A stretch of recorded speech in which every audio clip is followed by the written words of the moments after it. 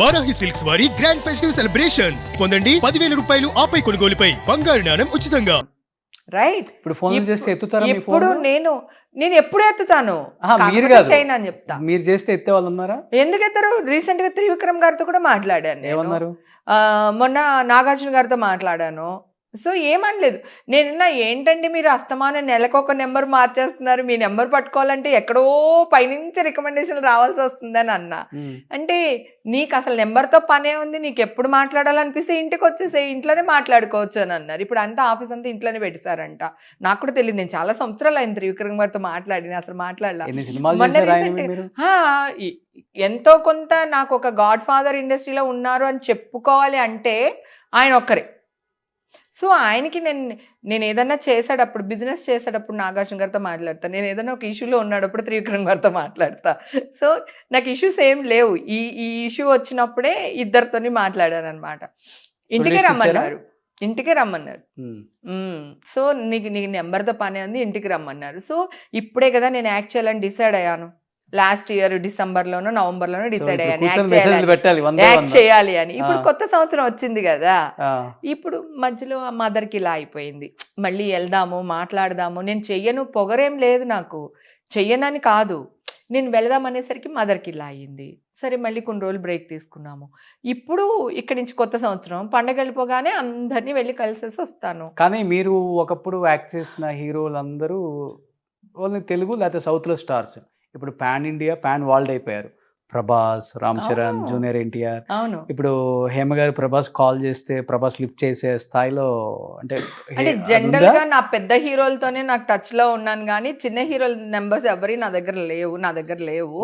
కానీ నేను వెళ్ళాలి అనుకుంటే నాకు ఎన్టీఆర్ని ఒకరోజు బాబు నాకు చూడాలనిపించింది అని చెప్పి వాళ్ళ మేనేజర్ చేత కవర్ పెట్టాను.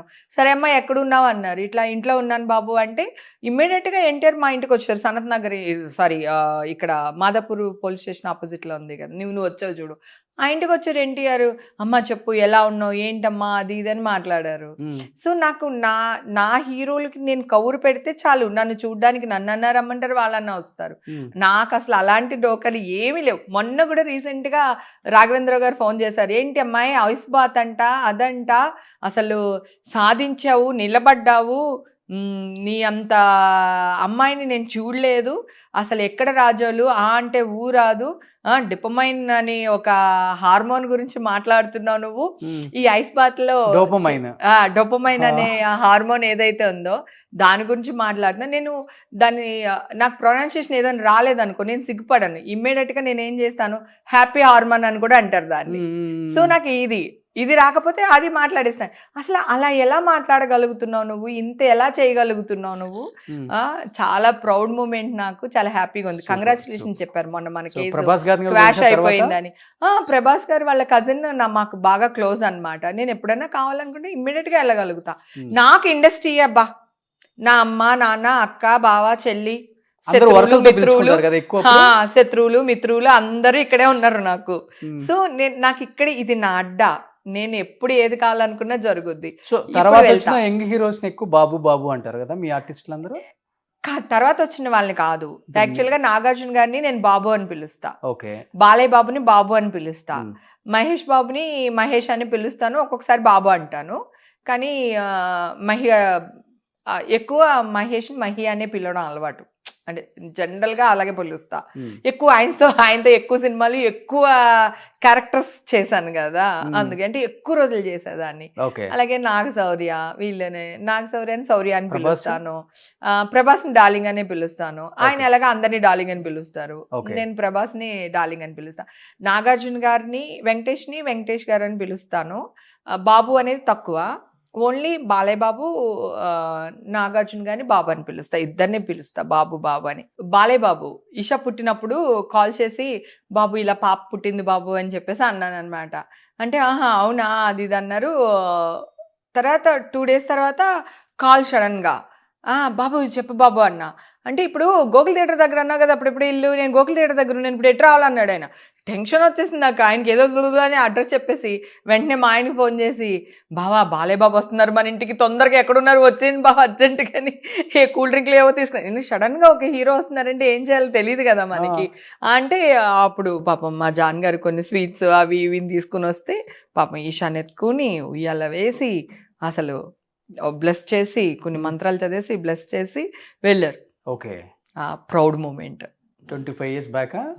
24 అంటే ఈషా గారికి ఇప్పుడు హీరోలు ఇంతే ఉంటారు, ఫ్యామిలీ. అసలు ఫ్యామిలీ. ఆయన రావడం దగ్గర ఆడిపోయి నేను అంటే ఇప్పుడు చిరంజీవి గారితో కొంచెం ఇది ఉంది, నాగార్జున గారికి కొంచెం అని ఉంది. ఈయన అంటే అసలు అందరికీ భయమే కదా. నాకు కూడా టెన్షన్ గా ఉండేది. ఆయన ఎప్పుడు సంకెక్కించుకుంటారో తెలియదు, ఎప్పుడు తిడతారో తెలియదు అనే ఒక భయం ఉంటుంది ఇండస్ట్రీలో అందరికీ. పాపం నన్ను ఎప్పుడు ఏమనలేదు కానీ ఒక టెన్షన్ ఉంటుంది బాలయ్య బాబు అంటే కదా. ఆయన అలా వచ్చారు. పరశురామ్ సినిమా చేస్తున్నాం అప్పుడు 92లోనో 93లోనో అనుకుంటాను, సోమాజిగూడలో. అక్కడ ఇంట్లో ఉన్నప్పుడు చిరంజీవి గారు ఎస్పి పరశురామ్ ఏదో సినిమా ఉంది ఆయనది, శ్రీదేవి, ఆయన పోలీస్ ఆఫీసర్ అయినా. ఆ సినిమాకి మా ఫ్లాట్ లోనే షూట్ చేస్తూ ఉన్నారు.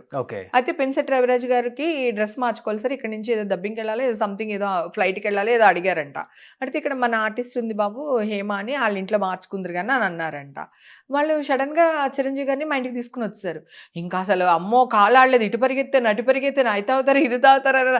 ఆయన ఆగండి నుంచో ఒక 2 నిమిషాలు నుంచో ఒక 2 నిమిషాలు ఓకే ఓకే అంటే ఫస్ట్ టైం చిరంజీవి గారు మా ఇంటికి వచ్చారని అసలు అబ్బా అది మర్చిపోలేను అనమాట. అప్పుడు ఆయన డ్రెస్ మార్చుకుని మా ఇంట్లో కాఫీ తాగి కూల్ డ్రింక్ తెప్పించా, కూల్ డ్రింక్ తాగినన్నారు, మళ్ళీ నేనే కాఫీ పెట్టించా, కాఫీ తాగి వెళ్ళారు. అప్పటికి ఇంకా చిరంజీవి గారితో నేను సినిమాలు చేయలేదు. చిరంజీవి గారిని చూడాలనే ఒక కోరిక. షూట్ జరిగేటప్పుడు వెళ్ళి ఆ దూరం నుంచి అసిస్టెంట్ డైరెక్టర్ పక్కన డైరెక్టర్ గారి పక్కన నుంచి చూసేదాన్ని, కానీ దగ్గరికి వెళ్ళి ఈ అమ్మాయి ఇలా అని పరిచయం చేసే అంత కాదు. అప్పటికే క్షణక్షణం అయింది అంతే. నాకు రిలీజ్ అయింది, 2-3 సినిమాలు చేస్తున్నాను. అంత పెద్దగా నన్ను తీసుకెళ్లి పరిచయం చేసే అంత ఆర్టిస్ట్ ని కూడా కాదు చిరంజీవి గారికి. అలాంటిది చిరంజీవి గారు మా ఇంటికి వచ్చేసారంటే అలా టెన్షన్ పడిపోయాను. కానీ ఎన్ని మెమరబుల్ మూమెంట్స్ కదా చాలా. అసలు తర్వాత స్టేట్ ఆర్ట్ గ్యాలరీలో నాగార్జున గారు షూటింగ్ చేస్తున్నారు.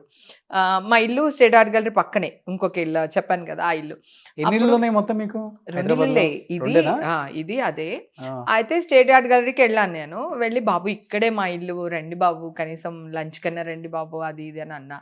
అంటే లంచ్కి రాను కానీ ఒక 10 నిమిషాలు వస్తాను, అది ఇవాళ రాను, రేపు కూడా ఇక్కడే ఉంటాను, రేపు వస్తాను అని చెప్పారనమాట. లంచ్ టైంలోనే వస్తాను కానీ లంచ్ వద్దులే అది ఇది అని అన్నారు.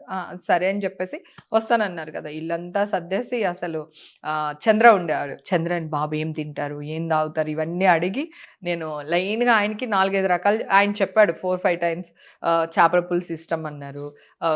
తర్వాత ముద్దపప్పు, ఆవకాయ పచ్చడి, నెయ్యి, ఇలా ఏవో రసం, ఇట్లాంటివి అన్నీ చెప్పారనమాట. అన్నీ రెడీ చేసి టేబుల్ నిండా పెట్టేశాను. ఆయన కూర్చోగానే ఎందుకు నీ చేసావు, ఒకటే చేయమన్నాను కదా, అసలు లంచ్కి రానన్నాను కదా, అది ఇది అని చెప్పేసి. ఇంకప్పుడే అంతే బాబు పర్లేదు ఇది కొంచెం ఇది కొంచెం ఇది కొంచెం అని చెప్పేసి కొసరు కొట్టు వడ్డించాను ఇంట్లో.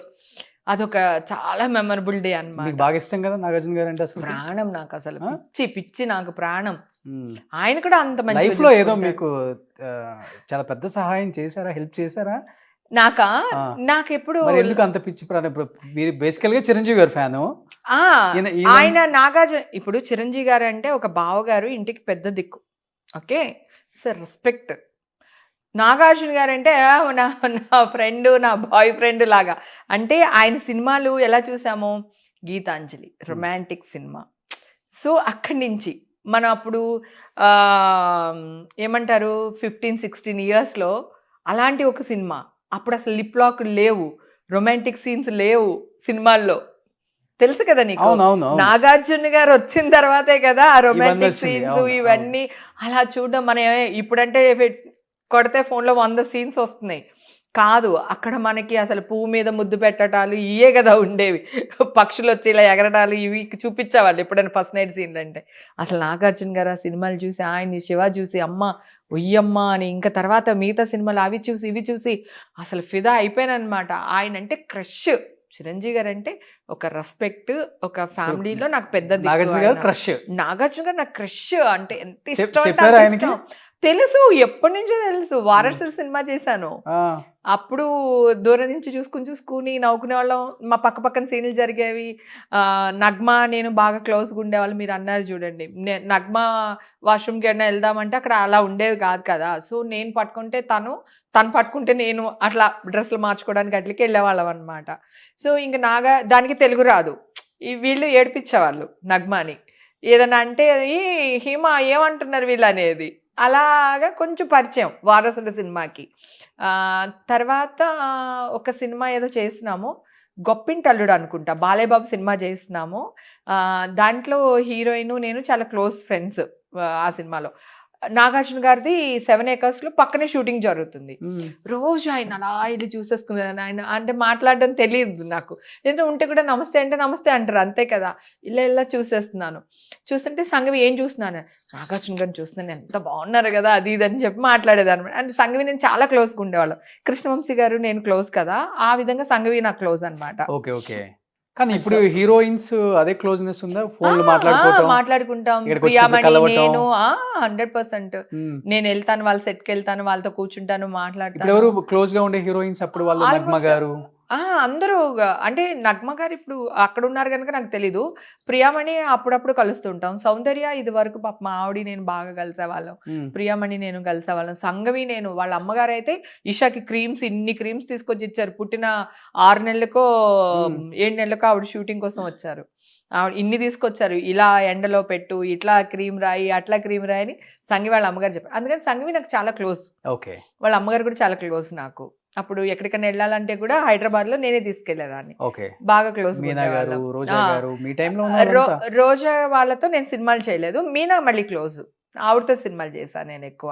అంటే నేను సినిమాలు చేసిన వాళ్ళతో మాత్రమే నేను కొంచెం క్లోజ్. అలా అప్పుడు తను చెప్పాను అనమాట, ఎంత బాగున్నా, నాకు ఎంత ఇష్టమో ఆయన అంటే చూస్తుంటా అంటే రా అని చెప్పి నా చేపట్టుకుంది. ఎక్కడికంటే అమ్మ వద్దు వద్దు వద్దు వద్దు అంటున్నాను. టెన్షన్ వచ్చేస్తుంది నాకు. తీసుకెళ్ళి నుంచోపెట్టి, ఈ పిల్లకి నువ్వంటే ఎంత ఇష్టమో తెలుసా, నిన్న అలాగే చూస్తూ కూర్చుంది, నిన్ను ఇవాళ అలాగే చూస్తూ కూర్చుంది, నువ్వంటే చాలా ఇష్టం, చాలా ప్రాణం, అది ఇది అన్నారు. నాగార్జున గారికి ఇలా చూడట్లేదు, ఇలాగే అనమాట. అవును సార్ మీరంటే చాలా ఇష్టం సార్. అసలు ముఖం చేసి మాట్లాడట్లేదు ఆయనతో నేను. అప్పుడు ఆయన వెళ్ళడం, పక్కన కూర్చుని మాట్లాడడం, ఏదో కాళ్ళకి గోరింద పెట్టుకున్నా ఇట్లా ఫుల్గా. నాకు ఇష్టం గోరింద పెట్టుకోవడం. నాకు అది కావాలన్నారు. వెంటనే కాళ్ళు లోపల పెట్టేసాను నేను.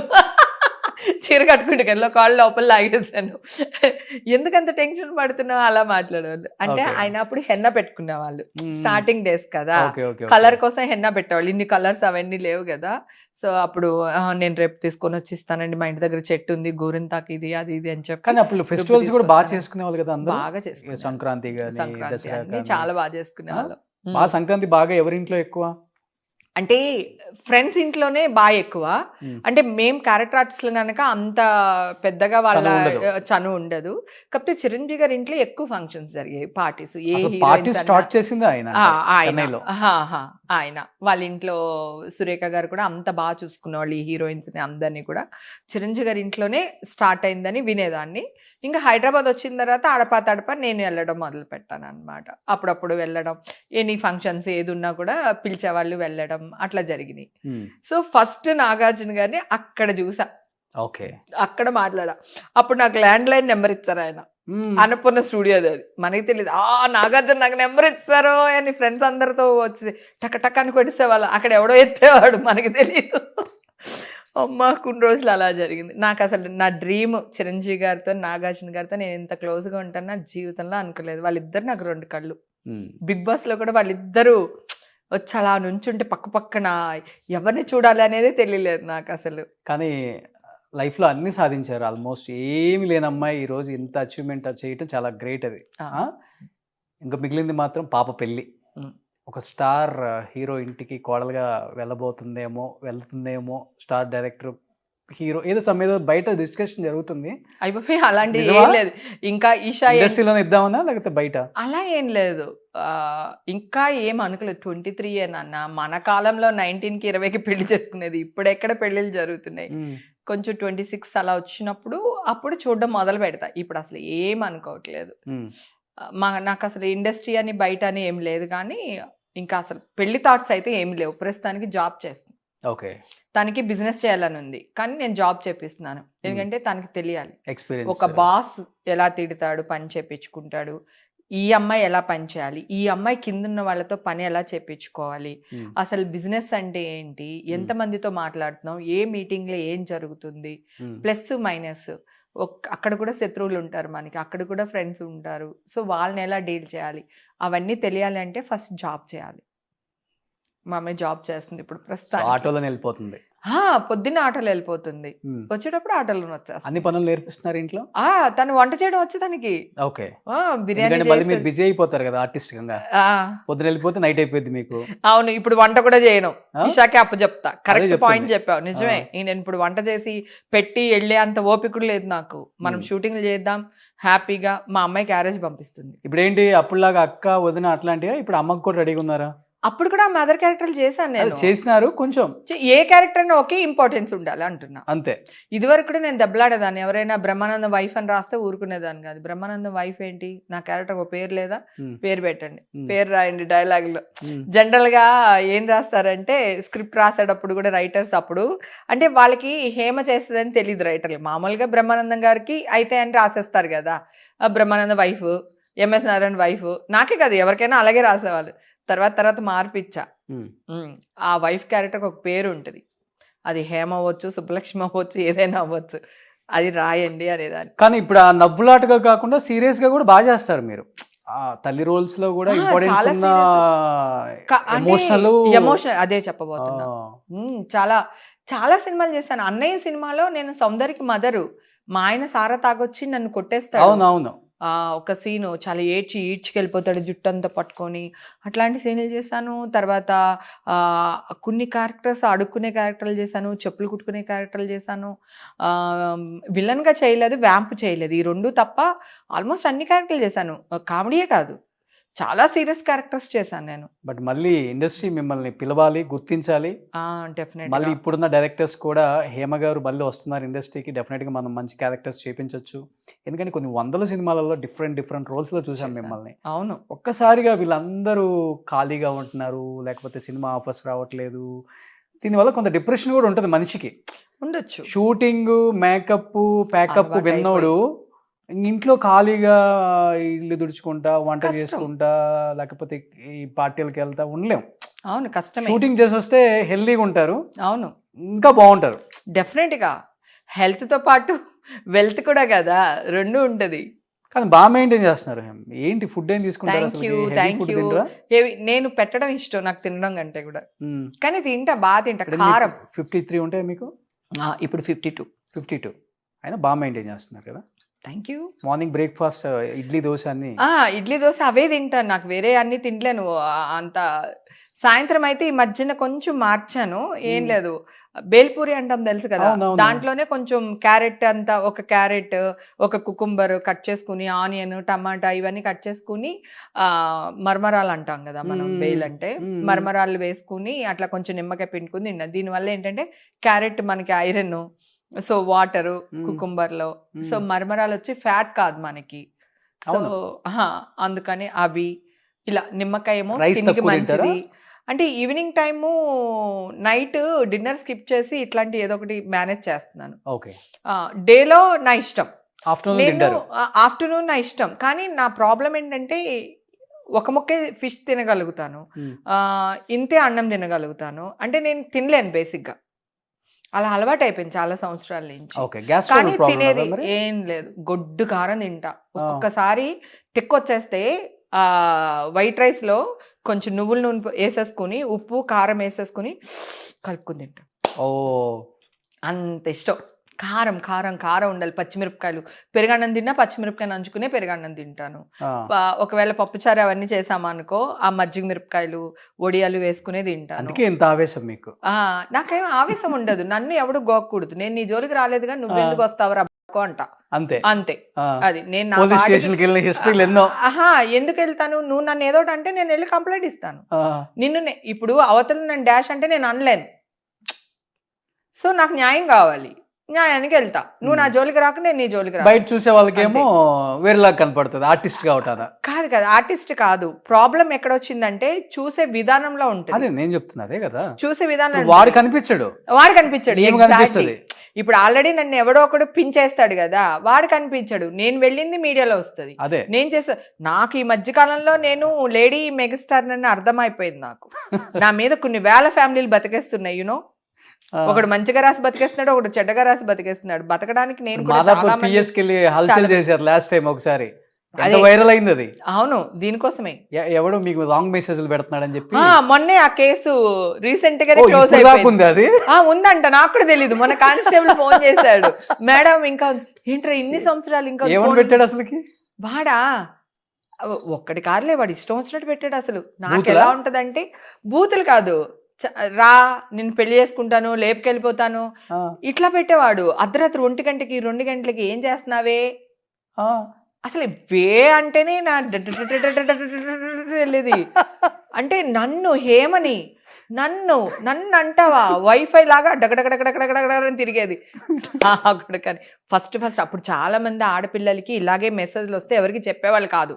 అప్పుడు నేను బయటకు వచ్చి నేను చెప్పిన తర్వాత చాలా కేసులు బయటకు వచ్చారు, చాలా మందిని మూసేశారు. అప్పుడు కొంతవల్ల మంచి జరిగింది మీ వల్ల 100%. తర్వాత మాఫింగ్ ఫోటోలు గుర్తుందా, ఇప్పుడు ఏఐ చేస్తుంది పాపం. అందరు అమ్మాయిల్ని గిగినీల్లో చూపిస్తున్నారు కదా, ఏఐలో వస్తున్నాయి ఇప్పుడు ఫోటోలు. అవి వేరే వాడు ఎవడో దుబాయ్లోనో అమెరికాలోనో ఉండి మార్ఫింగ్ చేసేవాడు ఫొటోస్. ఇగో మా అసిస్టెంట్ గారు ఉన్నాడు కదా, ఆ ఇళ్ళల్లా తిరిగితే ఏదో ఫోటో చూపించాడు, అందరు కలిసి చూస్తున్నాడు. కాదు, నాకెందుకో భగవంతుడి దయ వల్ల ఎవడు ఆ పనులు ఏమీ చేయలేదు. నాకు ఒక బ్యాడ్ న్యూస్ మీడియా వాళ్ళు వేశారు అంటే ఓన్లీ మొన్న జరిగిన ఇష్యూనే. నాకు ఈ రోజు వరకు ఒక్క రిమార్క్ లేదు, ఎవ్వరు నన్ను ఏమనలేదు. నేను మీడియా వాళ్ళని కూడా రిక్వెస్ట్ చేసింది ఏంటి, మీరు ఓకే పోలీసులు చెప్పారు ఏం జరిగిందో మీరు ఆ న్యూస్ కూడా వేశారు కదా, సిలవలు పలవలుగా వేసేసారు. నేనేమంటాను, ఇప్పుడు కొట్టేశారు కదా, ఈ న్యూస్ కూడా వేయండి అని రిక్వెస్ట్ చేస్తున్నాను అందరినీ. ఎందుకంటే మీడియా నాకు చాలా బలం. ఈ రోజు హేమ మెగాస్టార్ చిరంజీవి అంత గొప్ప లాగా చూపిస్తున్నారంటే మీడియానే, లేకపోతే మిగతా వాళ్ళు ఎవరైనా చూపించమని చూపిస్తారా? సో నా మీద ఒక న్యూస్ వేస్తున్నాడు, అంత ఎఫర్ట్ పెడుతున్నాడు అంటే నేను ఏదో కొంత గొప్ప, నేను గొప్పదాన్ని, అందుకనే వాడు న్యూస్ వేసుకుని బతుకుతున్నాడు, రైట్? సో ఇలాగే అనుకుంటున్నాను నేను. ఇప్పుడు ప్రాబ్లం ఏంటంటే, నువ్వు నన్ను గోకుతావు, నాన్న గోకినోడు నువ్వు కనపడవు. అయితే నన్ను గోకేడు కదా, కనీసం ఏదైనా క్రీమ్ అన్నా రాసుకుందాము, పుండు పడకుండా చూసుకుందాము అనుకుంటాను కదా, ఇది కనపడుతుంది మచ్చ, ఊరంతా అది కనిపిస్తుంది, ఈ మచ్చ కనపడుతుంది. ఆడి గోకునోడు కనపట్లా, ఈ మచ్చ కనపడుతుంది. ఎందుకు? నేను ఇండస్ట్రీకి దూరంగా ఉన్నా 4 years, మీడియాకి దూరంగా ఉన్నా. నువ్వు ఎన్నోసార్లు ఇంటర్వ్యూ అడిగావు, నీకు చెప్పాను వద్దు నాన్న నేను మీడియాకి దూరంగా ఉంటున్నాను, నాకు వద్దు. ఆఫ్టర్ మా ఎలక్షన్ నేను దూరంగా ఉన్నాను. కానీ ఎంత అన్యాయంగా ఒక ఆడపిల్లని ఇంత బద్నాం చేస్తారని అనుకోలేదు. ఏం జరిగినా నేను ఒక విక్టిమ్ని, ఒకవేళ అలా ఉంటే కూడా విక్టిమ్ని రోడ్డు మీద పాడేసి, వాళ్ళ ఫ్యామిలీని రోడ్డు మీద పాడేసి అలా ఉండకూడదు. సరే, కొత్త సంవత్సరంలో దేవుడు మనకి మామూలుగా ఇవ్వలేదు, కొట్టేసరి కేసు. తిరుమల తిరుపతి దేవస్థానానికి మనకి మంచి పిలుపు వచ్చింది, మంచి దర్శనం జరిగింది, వెళ్ళొచ్చాను. డెఫినెట్ గా ఆఫర్స్ వస్తాయి. ఇప్పుడు నేను ఆఫర్స్ కోసం నేనే ట్రై చేస్తాను. ఇందాక నేను చెప్పే లోపలనే నువ్వు 100 రకాలు చెప్పేసావు నువ్వు నాకు. నేను అందరి కోసం, ఇది వరకు నా కోసం నేను యాక్ట్ చేసుకున్నాను, నాకు పేరు రావాలి, నేను యాక్ట్ చేయాలి, నాకు డబ్బు రావాలి అని. ఇప్పుడు నేను యాక్ట్ చేయాలనుకున్నది నన్ను ఇష్టపడే జనాల కోసం. నేను ఫ్యాన్స్ అని చెప్పలేను, నేను వాళ్ళ ఇంట్లో ఒక అమ్మాయిని, వాళ్ళకి అక్కని, చెల్లిని, కూతుర్ని, మనవరాల్ని. సో వాళ్ళందరూ నన్ను కోరుకుంటున్నారు నువ్వు యాక్ట్ చేయాలి అనేసి. ఆ పాజిటివ్ వాయిస్ వింటున్నాను కదా, నేను ఇప్పుడు వాళ్ళ కోసం చేయాలనుకుంటున్నాను. సో 100% యా, డెఫినెట్ గా. ఇప్పుడు నువ్వు అన్నట్టు నేను త్రివిక్రమ్ గారితో కానీ, మన సుకుమార్ గారితో కానీ అందరికీ ఫోన్లు చేసి నేనే మాట్లాడతాను. అందరితో నేను ఆల్మోస్ట్ మాట్లాడుతూనే ఉంటాను, కానీ ఎప్పుడు క్యారెక్టర్స్ అడగలేదు అని ఇప్పుడు అడుగుతా. సూపర్, నాకేం పర్లేదు. నాకు అసలు బతకడం చేతక లేదు అన్నప్పుడు గుడిమెట్ల దగ్గర అడుక్కుని కూడా తినేస్తాను నేను. నాకు అస్సలు ఏం లేదు, ఉండాలని లేదు. ఏం వరేవద్దు, 2026 మంచి సినిమాలు చేయాలి. కొత్త సంవత్సరం మీకు నిజంగా కొత్తగానే ఉండాలి. ఇంకా కొత్త డైరెక్టర్స్ వచ్చారు, కొత్త హీరోస్ వచ్చారు, అందరికి మీరు ఇష్టమై ఉంటారు. డెఫినెట్ గా ఆ హీరోకి అమ్మో, అవును, ఆ హీరోయిన్ కి అక్కో అత్తో బోల్డ్ క్యారెక్టర్స్ ఉంటాయి, బోల్డ్ క్యారెక్టర్స్ ఉంటాయి. అవును, అందులో మీరు చేస్తున్నారంటే వాళ్ళు డెఫినెట్ గా పిలుస్తారు. డెఫినెట్ గా. సో 2026లో కనీసం ఒక డజన్ సినిమాలతో మళ్ళీ మిమ్మల్ని చూడాలని మనస్ఫూర్తిగా కోరుకుంటున్నాను. ఈ సంక్రాంతి వన్స్ అగైన్ సంక్రాంతి శుభాకాంక్షలు మీకు, మీ కుటుంబ సభ్యులకి అండ్ అందరూ తెలుగు ప్రేక్షకులు అందరికి కూడా. హేమ గారిని ఇన్ని సంవత్సరాలు ఎన్నో క్యారెక్టర్స్లో చూసి మనందరం ఎంతో ఎంజాయ్ చేసాం, నవ్వుకున్నాం. బట్ కొన్నిసార్లు ఆమె జీవితంలో కూడా కొన్ని చూసి నవ్వుకోవాల్సిన స్థాయికి రావాల్సి వచ్చిందంటే ఆమె వల్ల కాదు, కొన్ని కారణాల వల్ల అది కూడా తొలగిపోయింది. మంచిగా మళ్ళీ హేమ గారిని బిగ్ స్క్రీన్ మీద ఒక మంచి యాక్ట్రెస్గా మనందరం చూసి ఆమెను సపోర్ట్ చేద్దాం. అండ్ ఇండస్ట్రీ కూడా సపోర్ట్ చేయండి. మంచి డైరెక్టర్స్ వచ్చారు, టాలెంటెడ్ డైరెక్టర్స్ అండ్ మంచి హీరోస్ వచ్చారు. చిన్నప్పుడు మనందరం ఆమె సినిమాలు చూసి పెరిగిన వాళ్ళమే. ఈ స్టార్ హీరో పక్కన ఏమో లేదు అంటే అతిశయోక్తి కాదు. అలాంటి సినిమాలు చేశారు. అలాంటి హేమ గారిని ఎంకరేజ్ చేసే బాధ్యత మళ్ళీ మన ఇండస్ట్రీది, మన డైరెక్టర్స్ది, మన హీరోస్ది. అందరికీ సంక్రాంతి శుభాకాంక్షలు అండి. హ్యాపీగా సంక్రాంతి చేసుకోండి, ఎంజాయ్ చేయండి. అంటే 2 తెలుగు రాష్ట్రాలకు కూడా ఇది ఒక మంచి ఫెస్టివల్. మన అనేవాళ్ళు అందరినీ కలుస్తూ ఉంటాము. సో ఈ సంవత్సరం నేను ఆంధ్రాకి రాలేకపోతున్నాను మదర్ ఇలా అవడం వల్ల. కానీ మీ అందరి తరపున నేను కూడా ఇక్కడ హైదరాబాద్లో మంచిగా సంక్రాంతి చేసుకుంటాను. ప్రతి ఒక్కళ్ళు నన్ను గుర్తు చేసుకోండి. మా హేమక్క బాగుండాలి, ఈ సంవత్సరం అంతా మా హేమక్కదే అని చెప్పి బ్లెస్ చేయండి please. Thank you so much. Sankranti శుభాకాంక్షలు వన్స్ అగైన్. సుమన్ టీవీలో మీ పర్సనల్ అండ్ బిజినెస్ ప్రమోషన్స్ కోసం కింది నెంబర్కి కాంటాక్ట్ చేయండి.